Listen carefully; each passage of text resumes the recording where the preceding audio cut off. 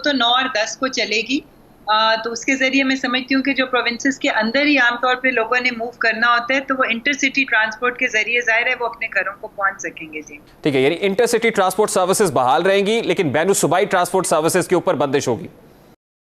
जी 10 तारीख तक इंटरसिटी चलेगी। अच्छा डॉक्टर साहब, ये जो फैसला 9 था 16 मई तक लॉकडाउन का किया गया, उसमें ताजरों की जानिब से बड़े ग्रेव कंसर्न्स का इजहार किया गया कि यही दिन होते हैं जिसमें हम कारोबार कर सकते हैं, ईद के दिनों में लोगों ने शॉपिंग के लिए जाना होता है, लेकिन हुकूमत अगर थोड़ी सी इस पर लचक का मुजाहरा करती है और खासतौर पर अभी गुज़श्ता दिनों जिस तरह से कारोबार हो रहा था कि 6 बजे तक की जो है वो बंदिश थी लेकिन 5 बजे दुकानें बंद करा दी जाती थी, तो आपको लगता है कि ताजरों को संभालना या SOPs पर अमल दरामद कराना हुकूमत के लिए आसान होगा? देखिए जी, रेजिस्टेंस तो बहुत है इस वक्त। मैं समझती हूँ कि ताजरों की तरफ से वो इस चीज़ को बहुत ज़्यादा रेजिस्ट कर रहे हैं, मगर मैं आपको बताऊं कि साहब ने आज से 2 हफ्ते पहले सबको बता दिया था कि जिन लोगों ने ईद की जो शॉपिंग करनी है या जो ज़रूरियात ज़िंदगी लेनी है वो इस वक्त शॉपिंग कर लें। तो मेरा ख्याल है 2 हफ्ते काफ़ी थे और हमने देखा कि बाज़ारों में लोग मौजूद भी थे और लोगों ने धड़ाधड़ शॉपिंग भी की है। तो जिन लोगों ने शॉपिंग करनी थी, क्योंकि ज़ाहिर है ये ईद का मौका है और कोई भी इसमें हर किसी की ख्वाहिश होती है कि बच्चों के लिए अपने लिए जो है वो ईद की ख़रीदारी करे, तो उनको पूरा मौका दिया गया है और जिन लोगों ने जो शॉपिंग करनी थी वो कर ली है। इस वक्त मुल्की हालात ये है कि हमारे हॉस्पिटल में और हेल्थ केयर सिस्टम पे इतना ज़्यादा बर्डन है कि अगर हम ये 10-12 दिन की ब्रेक नहीं देंगे तो सिचुएशन मज़ीद ख़राब हो सकती है।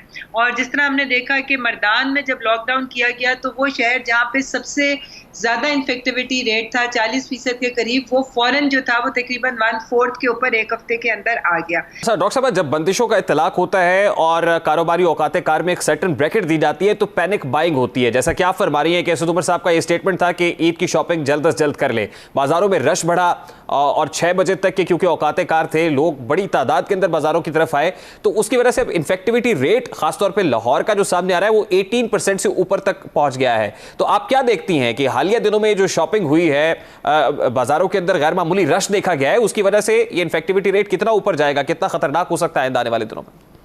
देखिए, सबसे पहले तो ये बात है कि अगर ये अभी ना होता तो ये वाला रश आपने देखना ही देखना था। पिछले साल जो हमने सिचुएशन देखी थी ईद से पहले जो आखिरी अशरे में, उसकी वजह से बहुत ज़्यादा पीक आई थी और हमारे सामने है वो सारी सिचुएशन जो पहली वेव की जो पीक थी वो इसी ईद मिलन पार्टीज़ की वजह से, ईद की सोशल गैदरिंग्स की वजह से और आखिरी अशरे की वजह से आई थी।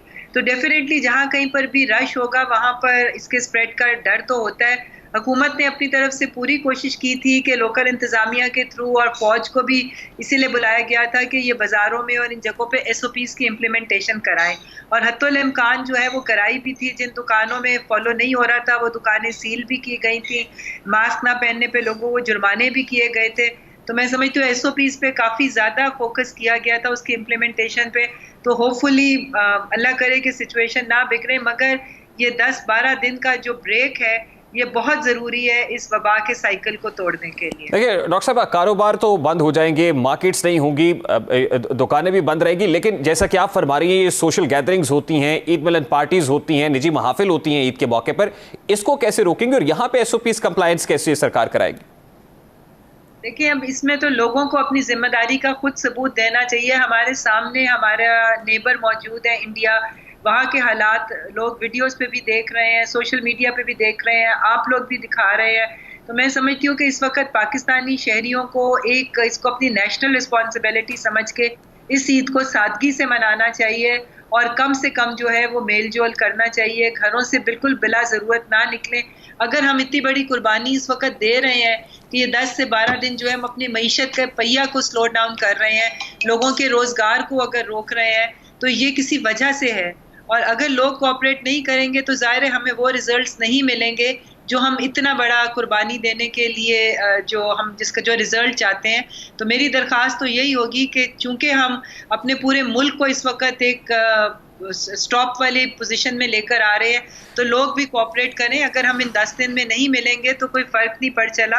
इंशाल्लाह ताला जब ये वबा एक दफ़ा ख़त्म होगी, अल्लाह ताला ज़िंदगी देगा, तो ये सारे मामला फिर भी चल। तो डॉक्टर साहब, व्हाट आर यू एक्सपेक्टिंग कि जो 10 से 12 रोज़ का क्लोजर है, क्या इसको एक्सटेंड किया जा सकता है, या जो ऑन ग्राउंड इस वक्त सिचुएशन आप देख रहे हैं, क्या हुकूमत ये सोच रही है कि 9 से 16 मई तक का ये जो कंप्लीट क्लोजर है इसको मजीद एक्सटेंड किया जाए?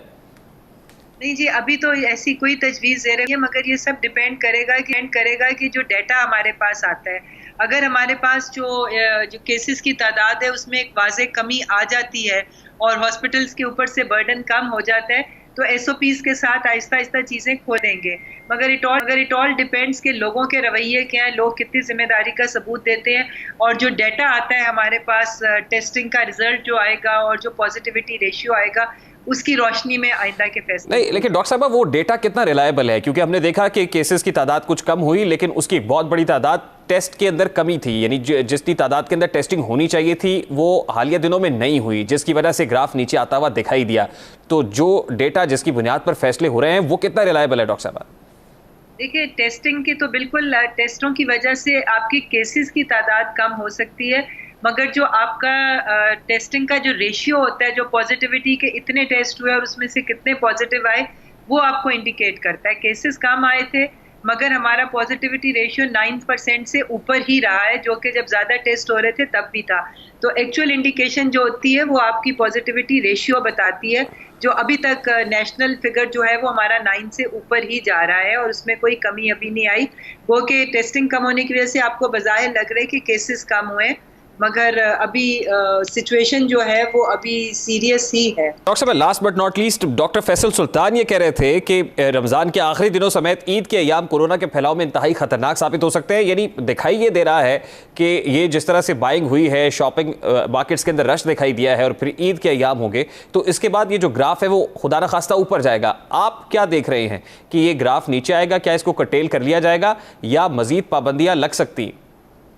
देखिए, अभी तो जो पाबंदियां लगी हैं, मैं समझती हूँ कि अगर उसके ऊपर लोग उसकी पाबंदियों की खिलाफ वर्जी ना करें और हुकूमत के साथ ताउन करें तो बिल्कुल नीचे आएगा। ये पाबंदियां जो हैं ये काफ़ी हैं, क्योंकि ये इनसे ये सोशल गैदरिंग्स, बाज़ारों का रश और ये चीज़ें जो ईद की गैदरिंग्स है उसको रोकने के लिए हुकूमत ने इक़दाम किए हैं। अगर लोग कोऑपरेट करेंगे तो डेफिनेटली इंशाल्लाह ताला नीचे आएगा। जैसे मैंने आपको मर्दान की मिसाल दी है कि वहाँ पे लॉकडाउन किया गया तो वहाँ पे बहुत वाज़ेह अंदर हमें मिली है। ठीक है, बहुत बहुत शुक्रिया डॉक्टर साहब आपके वक्त के लिए। वफाकी पार्लिमानी सेक्रेटरी साहब डॉक्टर नौशीन हामिद हमारे साथ मौजूद थी। अभी एक ब्रेक लेके जिसके बाद तज़किरा करेंगे कि वज़ीर आज़म का दौरा सऊदी अरब कितना अहम है। वज़ीर आज़म दौरा सऊदी अरब पर है, ये दौरा कितना अहम है, उसके हालात में इस पर बात होगी। इस ब्रेक के बाद हमारे साथ है।